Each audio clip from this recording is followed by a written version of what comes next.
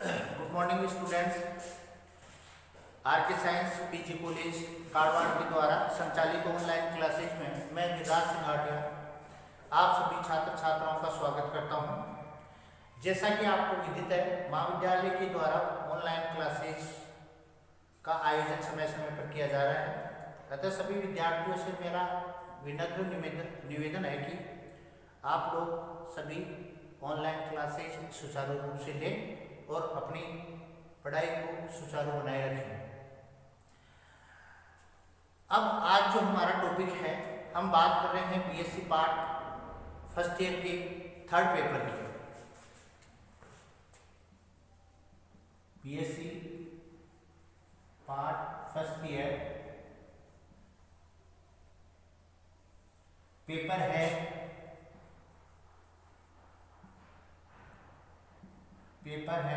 Third algae lichen bryophyta.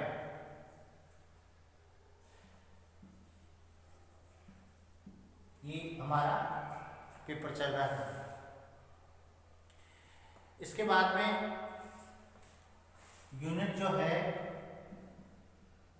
Second unit चल रही है और सेकेंड यूनिट में आज हमारा टॉपिक जो है, आज का जो टॉपिक है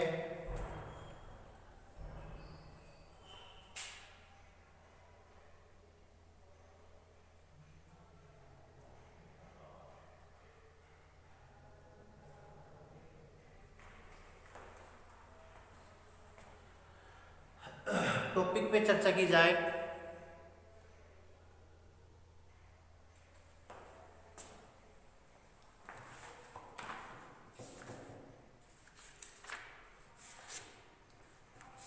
क्लोरोफाइसी।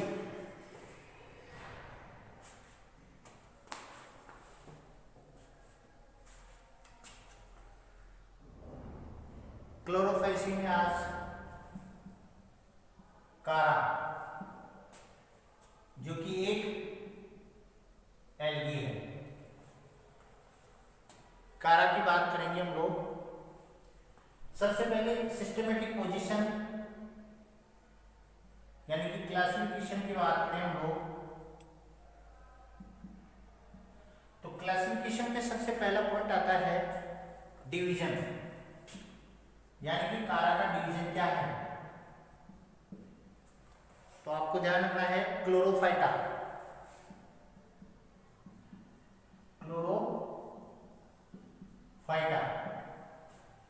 इसके बाद में क्लास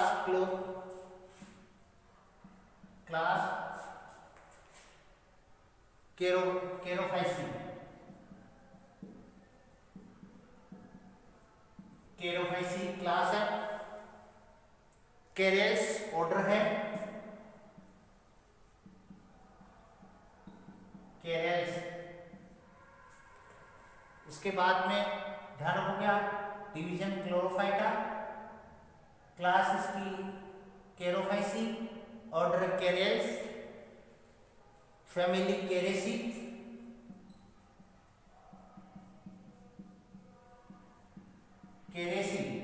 केरेसी मतलब स्पीशीज ऑफ या फैमिली ऑफ कारा। या आपको ध्यान रखना division, class, order and family और जीनस कारा। कारा इसका जीनस है, या आपको ध्यान रखना। तो सिस्टमेटिक पोजीशन की बात कर रहे थे हम लोग, तो सिस्टमेटिक पोजीशन में आप क्लासिफिकेशन भी आप इसको बोल सकते हो, और क्लासिफिकेशन में आप डिवीजन, क्लास, ऑर्डर, फैमिली और जीनस। तो क्लोरोफाइटा, केरोफाइसी, कैरेल्स, कैरेसी और इसके बाद में जीनस इसका हो जाएगा कारा। तो आज जो हमारा टॉपिक है कारा से रिलेटेड है, यानी कि क्लोरोफाइसी क्लास का ये सदस्य है, तो इसके बारे में हम चर्चा करेंगे। सबसे पहले हैबिटेट की बात करें, सबसे पहले आवास और स्वभाव की बात की जाएगी। तो देखते हैं इसके पॉइंट्स के हिसाब से चलेंगे हम लोग।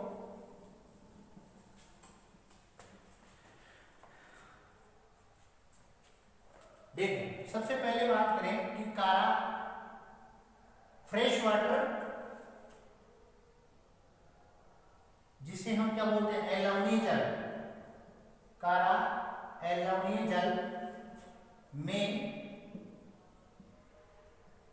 पाए जाने वाले शैवाल हैं, यह आपको ध्यान रखना है। दूसरी चीज, ये कैसे हैं,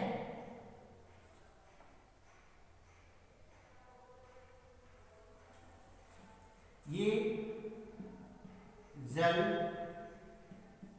निमग्न पादप हैं, यानी कि जल में पूर्ण रूप से डूबे हुए जल निमग्न पादप, सब बार्जिट एक्वाटिक मीडियम है। दूसरी बात करें हम,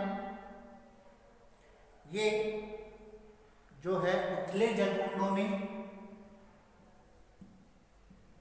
उथले जल कुंडों में। दूसरा है स्थिर जल वाले, स्थिर जल वाले जलाशयों में पाई जाती है या पाए जाते हैं, यह आपको ध्यान रखना है। उथले जल कुंडों में स्थिर जल वाले और जल निमग्न प्लांट्स हैं, ये जल में पूर्ण रूप से डूबे हुए। दूसरी चीज,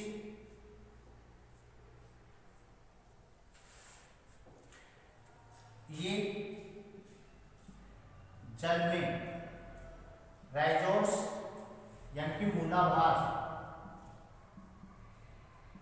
मूलाभास द्वारा स्थिर रहते हैं। राइजोट्स से मतलब है मूलाभास, मूल के समान आभास होने वाले मूलाभास। दूसरी चीज, ये कठोर जल व कम ऑक्सीजन, यानी कि ऐसा आवास, ऐसा पेड़ है इनका, कम ऑक्सीजन वाले जल में पाए जाते हैं। ये भी आपको ध्यान रखना है। एक तो ये कठोर जल और कम ऑक्सीजन वाले जल में पाए जाते हैं, ठीक है, ये आपको ध्यान रखना है। इसके बाद में अगर बात की जाए इसके स्ट्रक्चर की, संरचना की बात की जाए, तो सबसे पहले स्टार्ट करते हैं। ये पॉइंट आपको ध्यान रखना है, कारा अलवणीय फ्रेश वाटर में पाई जाने वाली एल्गी है, जल निमग्न पादप है, स्थिर जल वाले जो जलाशय पॉन्ड जहाँ है वहाँ ये प्रेजेंट होते हैं।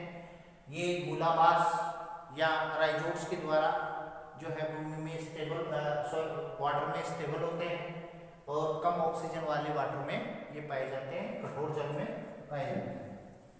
इसके बाद में अगर इसकी संरचना या स्ट्रक्चर की तरफ ध्यान दी जाए, पॉइंट आता है संरचना या स्ट्रक्चर।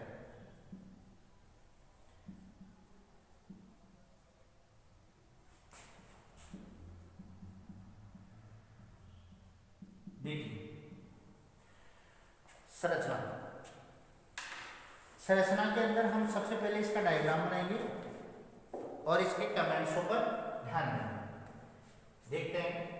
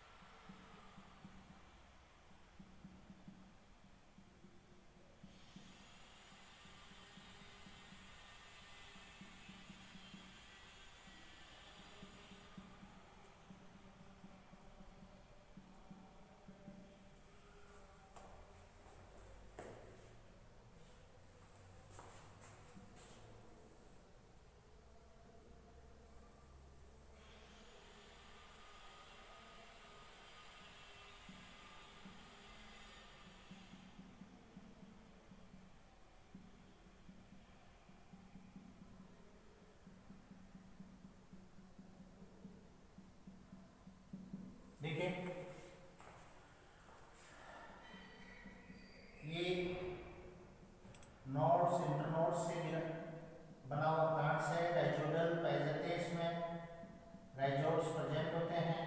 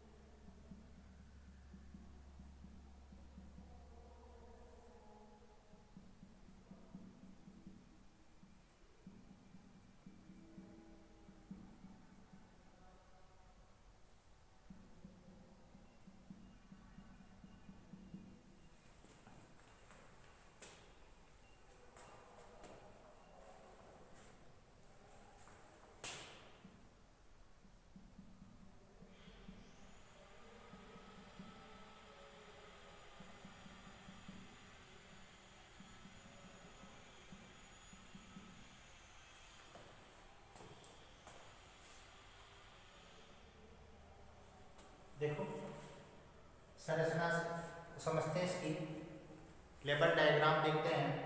तो सबसे पहले ब्रांच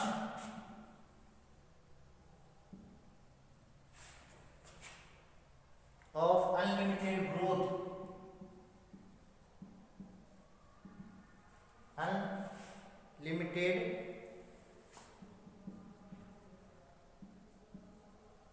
ग्रोथ, ठीक है। इसके बाद में बात करें branch of limit growth,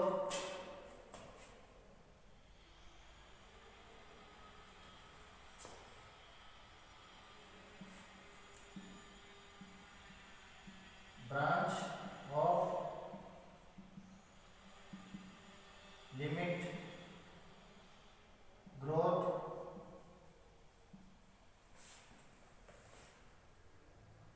internode,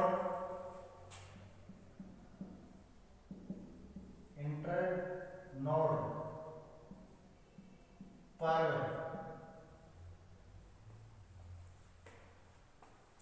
और नोड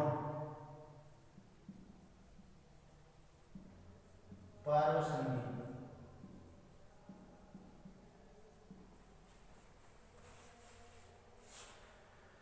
ठीक है। Node internode, main axis, main axis, राइजोड्स,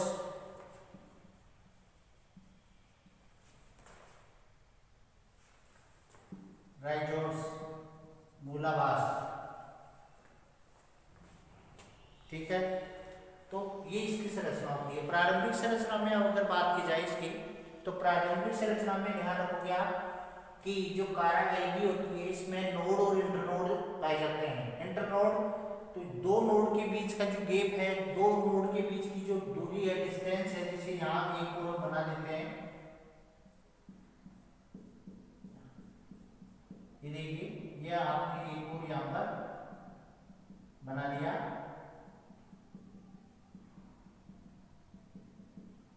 ठीक है ना। तो यहाँ ये इंटरनोड है।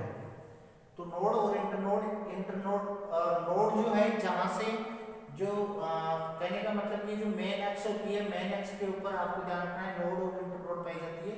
और जहां पर ब्रांचें, जो ब्रांच होती है, जो शाखाएं होती है, वो शाखाओं का निर्माण जो होता है वो आपको ध्यान रखना है नोड पोजीशन पर होती है। यानी कि नोड वह स्थान है जहां पर लीव्स या ब्रांचेज या formation of leaves and branches and internode structure are the all plants of यहाँ पेरिफेरल पार्ट्स है। पेरिफेरल पार्ट्स आ रहा है यहाँ पर, सीधी सी बात है। दूसरी मेन एक्स हो गई। राइजोड्स आपको मैंने बता दिया था कि मूलाभास को बोलते हैं। मूलाभास का मतलब होता है मूल के समान आभास होने वाले मूलाभास। तो absorption of the water and the mineral salts in the main parts of the rhizoids या राइजोड्स। दूसरी चीज यहाँ पर हम बात करें कि ये जो चिकारा प्लांट होता है, इस कारा प्लांट में आपको ध्यान रखना है कि असीमित वर्दी की शाखाएं और सीमित वर्दी की शाखाएं, दोनों चीज यहाँ प्रेजेंट होती है, सीमित वर्दी वाली और असीमित वर्दी वाली, ठीक है ना। इसके बाद में हम आगे बात करें तो इसकी संरचना के आधार पर सबसे पहले आप माइक्रोस्कोपिक प्लांट्स होता है, यानी कि आपको ध्यान रखना है कारा पादप निमग्न व दीर्घकाय होता है। कारा पादप दीर्घकाय व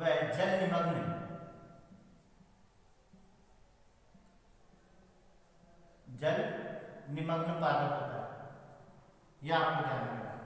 ठीक है ना, तो फर्स्ट पॉइंट हो गया यहां पर कि कारा दीर्घकाय जल निमग्न पादप। अब इसकी संरचना को हम निम्न भागों में अपन डिवाइड करेंगे। देखो इसकी संरचना को दो भागों में से ग्रुप मेन रूप से दो पार्ट्स में डिवाइड किया गया है। एक तो फर्स्ट आता है मेन एक्स, सबसे पहले तो आता है मेन एक्स, मुख्य एक्स। मेन एक्स से मतलब क्या हो गया, मुख्य एक्स। ठीक है, दूसरा पॉइंट आता है इसका राइजोर्स। राइजोर्स मीन्स मूलाभास, मूलाभास। तो दो भागों में यहां इसको डिवाइड किया गया है। मेन प्लांट टोटल जो यानी मेन प्लांट जो है पूरे पादप को जो है दो भागों में डिवाइड किया गया है। तो सबसे पहले एरियल पार्ट्स जो होता है प्लांट्स का, एरियल पार्ट्स यानी कि जो अपर पार्ट्स होता है, अपर पार्ट्स जो प्लांट्स का होता है उसे हम मेन एक्स के नाम से जानते हैं। इसी प्रकार राइजोर्स जो है वो ग्राउंड वाला भाग होता है, यानी कि ग्राउंडेड जो भाग होता है, ग्राउंड वाला जो पोर्शन होता है प्लांट का, जो भूमि के अंदर होता है, सोइल के अंदर जो होता है, यानी कि सोइल यहाँ है नहीं तो यहाँ क्या है, वाटर, जल है। तो ये जल के अंदर वाला जो भाग है उसे हम मूलाभास कहते हैं। परंतु यहाँ पर एक चीज आपको समझ लेनी है। क्या समझनी है कि पूरा का पूरा पादप जल में डूबा होता है। तो यानी कि इसका एरियल पार्ट हो और चाहे राइजोडल पार्ट्स हो, दोनों ही क्या है, पानी में डूबे हुए हैं, तभी तो जल निमग्न पादप। ठीक है, तो यहाँ पर दो भागों में यहाँ डिवाइड कर दिया। अब आगे हम पढ़ते हैं। सबसे पहले राइजोर्स यानी कि अंडरग्राउंड पार्ट जो है वो हम पढ़ेंगे। ठीक है, आगे चलते हैं।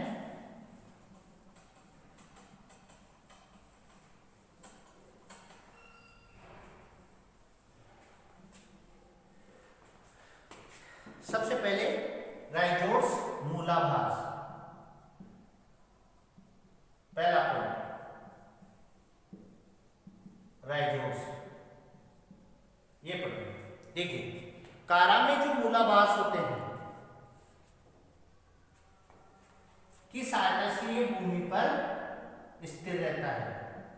सबसे पहले भूमि पर स्थिर रहता है। ठीक है, दूसरा पॉइंट है मूलाभास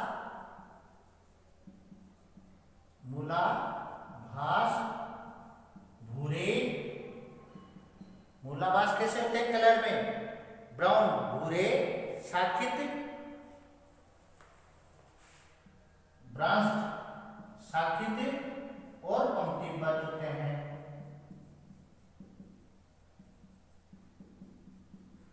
ये आपको ध्यान रखना है, पंक्तिबद्ध होते हैं। पहला पॉइंट, भूमि पर स्थिर रखने का कार्य भी कौन करते हैं, राइजोर्स, मूलाभास। ये मूलाभास भूरे, शाखित, ब्रांच्ड और एक लाइनर सेट यानी कि पंक्तिबद्ध क्रम में ये रहते हैं। ठीक है, तीसरी चीज ये पट्टयुक्त होते हैं, सेप्टेड होते हैं, पट्टयुक्त होते हैं। नेक्स्ट पॉइंट, ये मुख्य अक्ष के आधार पर, ये मेन अक्ष, मुख्य अक्ष, ये मुख्य अक्ष के आधार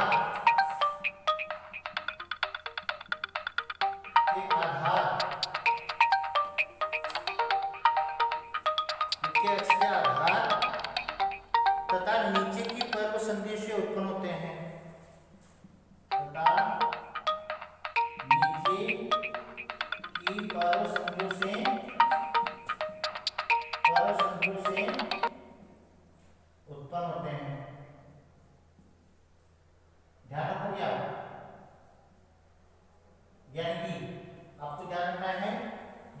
संधियां होती है नीचे नीचे वाली, ये जैसे मान लो यहाँ की पर्व संधि है, पर्व संधि से मतलब क्या हो गया नोड, तो ये जो नोड वाली पोर्शन है यहां से ये डेवलप होते हैं, उत्पन्न होते हैं। ये पूछ लेते हैं आपको, मेन एक्स हो गई, मेन एक्स की नीचे की पर्व संधि से ये उत्पन्न होती है, मतलब नोड से उत्पन्न होते हैं ये। ठीक है, इसके बाद में बात करें हम लोग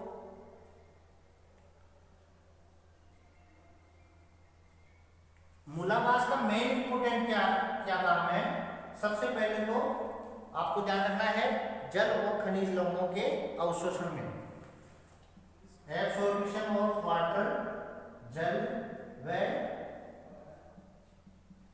खनिज लवणों के अवशोषण में मदद करना, अवशोषण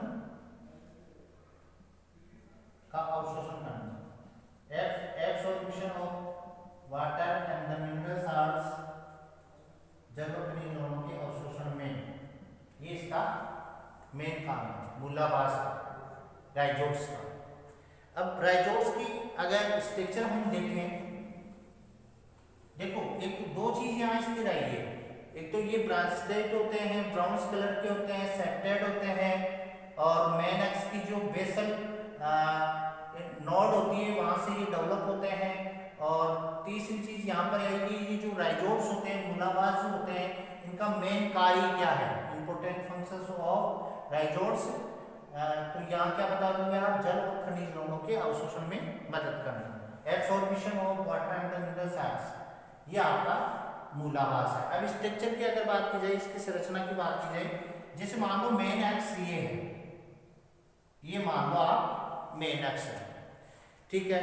अब इस मेन एक्स में सबसे पहले स्टार्टिंग यहां से करेंगे हम, ये क्या है इसका नोड पोर्शन, यहां नोड लिख देता हूं, नोड को बोलते हैं पर्व संधि, या यहां पर नोड है।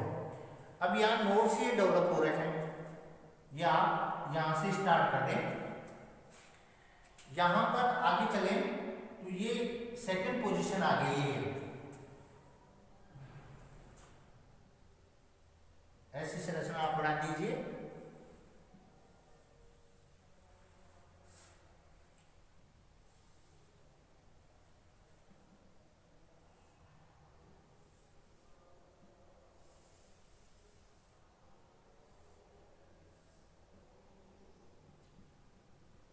ये देखिए, ये हमारी जो है राइजोडल प्लेट्स,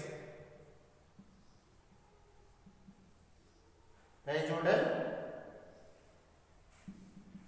प्लेट, राइजोडल प्लेट है, ठीक है। यहां पर ये सेप्टा पोजीशन है,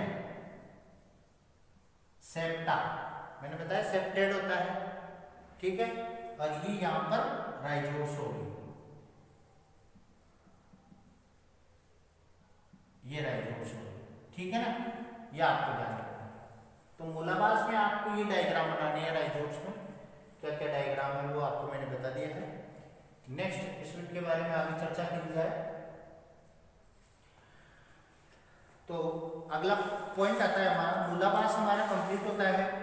अब मेन एक्स की तरफ हम ध्यान देंगे, मेन एक्स क्या होती है वो चीज पढ़ने जा रहे हैं हम लोग। दूसरा पॉइंट, पहला पॉइंट है स्ट्रक्चर में, पहला पॉइंट आपका कंप्लीट हो गया मूलाभास। ये मूलाभास में आपको डायग्राम बनाने, ये इसके कमेंट्स लिखने।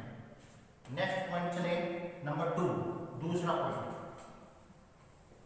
मेन एक्स, संरचना में दूसरा पॉइंट है मेन एक्स।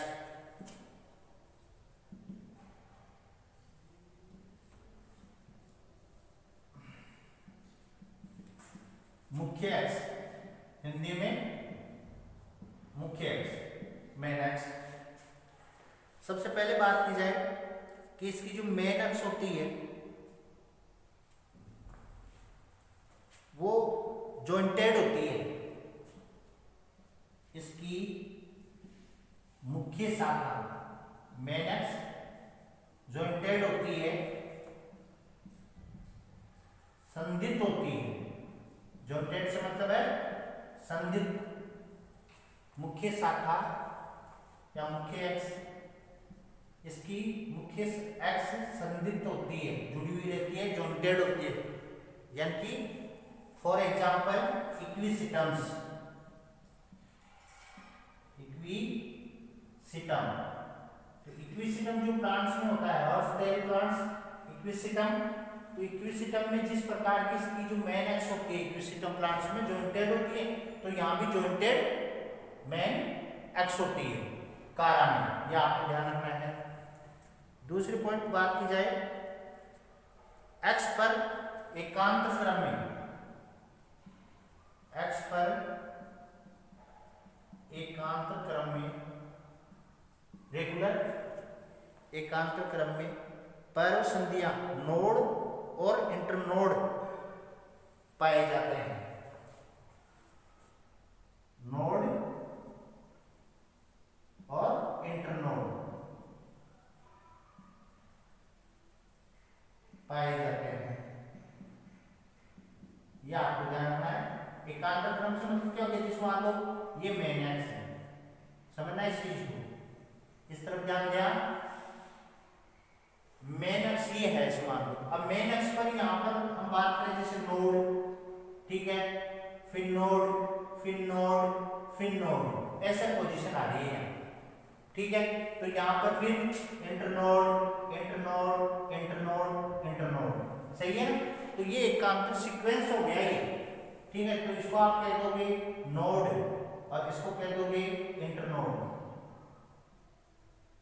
ठीक है ना, पर्व और पर्व संधियां, तो आप इसको हिंदी में बोलते हो पर्व संधि, ठीक है, और इसे बोलोगे पर्व, सॉरी नोड को पर्व संधि और पर्व, यह आपको ध्यान रखना है। तो जो प्लांट्स की लंबाई होती है, लेंथ ऑफ प्लांट्स, तो वो हमेशा इंटरनोड के ऊपर डिपेंड करती है, जितना जितना इंटरनोड की लेंथ होगी उतना ही प्लांट की लेंथ होती है, यह आपको ध्यान रखना है। दो पोर्शन आपके सामने हैं। इसके बाद में बात करें, पर्व दो प्रकार की कोशिकाओं से बने होते हैं, पर्व जो होते हैं, पर्व दो प्रकार की कोशिकाओं से बने होते हैं, दो प्रकार की कोशिकाओं से बने होते हैं, यह आपको ध्यान रखना है। क्या है, जो पर्व होते हैं, पर्व मीन्स इंटरनोड, इंटरनोड दो प्रकार की कोशिकाओं से बने होते हैं, यह आपको ध्यान देना है। तो एक लंबी कोशिका, अक्षीय कोशिका, एक्सल सेल, एक तो एक्सल सेल, लंबी कोशिका बोलोगे आप, एक्सल सेल, लंबी कोशिका है ये, एक्सल सेल बोलोगे, ठीक है। इसके बाद में एक्सल सेल या इंटरनोड सेल,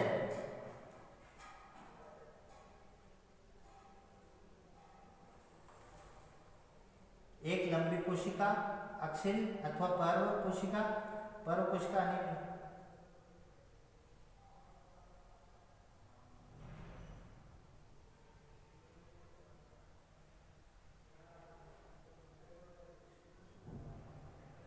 ठीक है, एक ही कोशिका है, ये दो प्रकार की कोशिकाओं से बना होता है, यहां तक आपको ध्यान रखना है।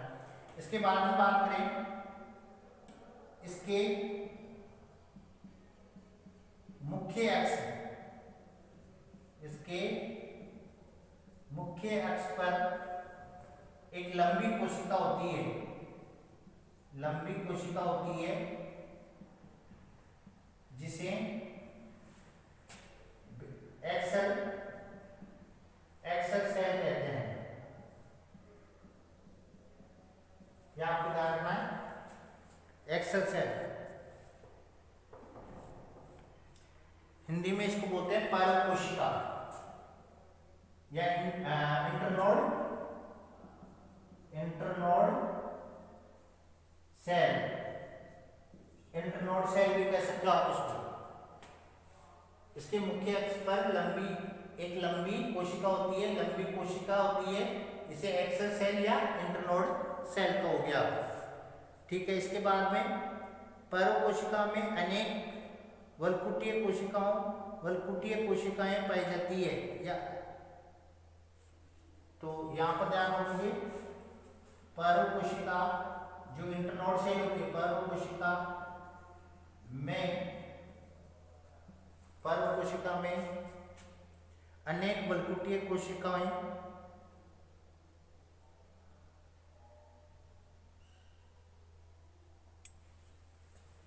पर्व कोशिका में अनेक वलकुटी कोशिकाएं पाई जाती है, कॉर्टिकल वलकुटी कोशिकाएं पाई जाती है।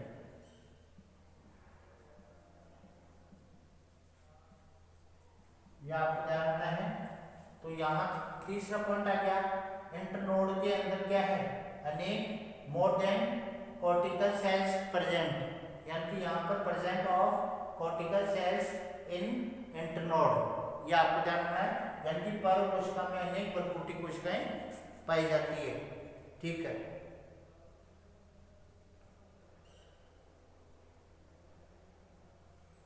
अगर हम बात करें जैसे हम बात करें TS of internode, TS of internode की बात, देखो ये पॉइंट आपको ध्यान रखने हैं कि मुख्य संधि होता है, क्रिस्टम हो गया इसमें। ठीक है, इसके बाद में बात करें पर्व का ऊपरी, अब पर्व का जो आधा भाग है, जैसे मान लो ये इंटरनोड का पोर्शन, तो हाफ भाग हो गया, पार्ट हो गया इसका, समझना इस चीज को आप। यहाँ सेमी पार्ट्स ये है, सेमी पार्ट्स ये है। अब आधा भाग तो ये वाला है, ऊपर वाला मेन, तो ये तो हो गया आपका इंटरनोड, ये तो हो गया इंटरनोड। अब इंटरनोड में हाफ हो गया, हाफ ऊपर है हाफ नीचे है, ये दो आप ध्यान दोगे, हाफ पार्ट है इसमें। तो हाफ में पार्ट है, ऊपर वाला जो पार्ट है उसमें वलकुटी कोशिकाएं, यहाँ तो क्या होगी, वलकुटी सेल्स होगी या कॉर्टिकल सेल्स होगी, वलकुटी कोशिकाएं, ऊपरी तरफ तो वलकुटी कोशिकाएं होगी, कॉर्टिकल सेल्स होगी। ठीक है, और नीचे की तरफ आपको ध्यान रखना है, नीचे की तरफ जो है वलकुटीय कोशिकाओं से आच्छादित होती है।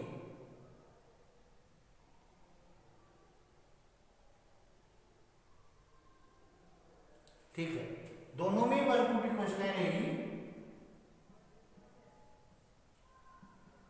या आप ध्यान रखना, आधा भाग और आधा भाग, तो ये आपको ध्यान रखना है।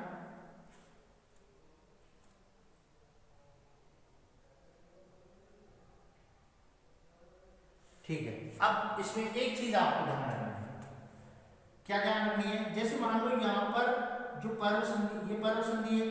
अब पर्व संधि की जो पर्व जो है, पर्व संधि यानी कि पर्व जो है, पर्व का ऊपरी अर्धभाग ऊपरी पर्व संधि से, ऊपरी पर्व संधि से, ठीक है, कि वलकुटी कोशिकाएं। ठीक है, ये तो ऊपरी वलकुटी, ऊपरी जो है वो ऊपरी वलकुटी कोशिकाएं है, निचली जो है निचली वलकुटी कोशिकाएं।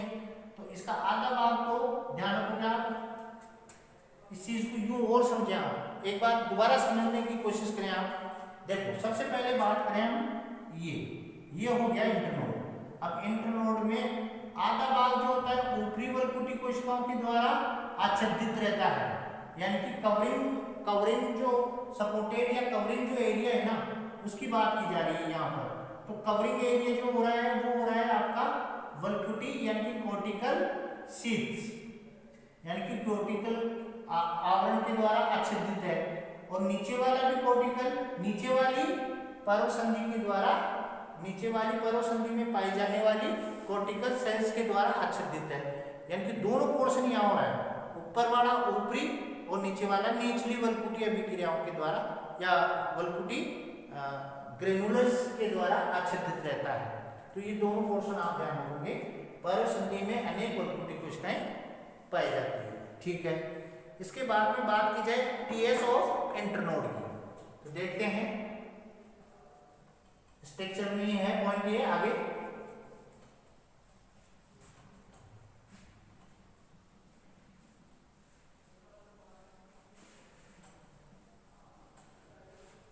देखिए टीएस ऑफ इंटरनोड। पॉइंट है टीएस ऑफ इंटर नोड। अब टीएस ऑफ इंटर नोड की बात करते हैं, डायग्राम की तरफ ध्यान देंगे।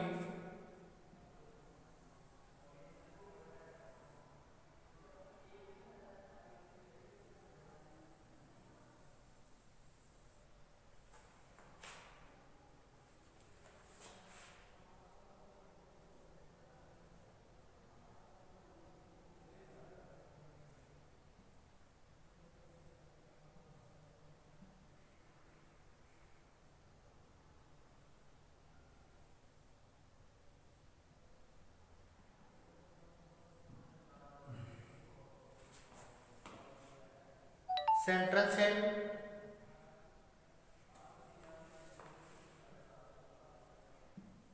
सेंट्रल सेल, ये कॉर्टिकल सेल्स, कॉर्टिकल सेल, ये आपको ध्यान रखना है। सेंट्रल सेल, कॉर्टिकल सेल्स, ये तो हो गया आपका पर टीएस ऑफ इंटरनोड, ठीक है। अब टीएस ऑफ नोड,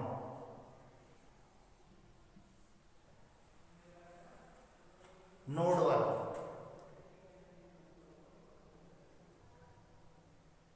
नोड में दो पोर्शन आ रहे हैं, दो सेल, सेंट्रल सेल्स दो टाइप में हो जाएगी, इतना ही करना है आपको। जैसे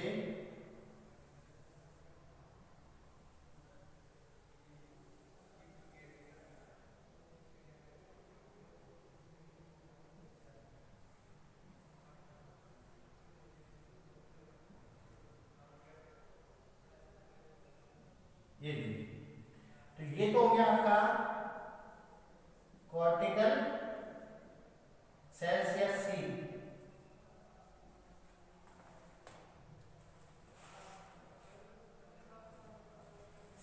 कॉर्टिकल सेल, ठीक है। दूसरा पोर्शन हो जाएगा सेंट्रल सेल,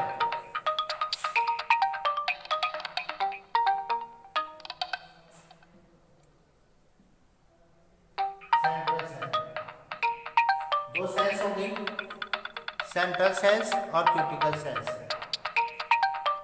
ठीक है ना। इसके बाद में बात की जाए, टीएस दोनों की हो गई है,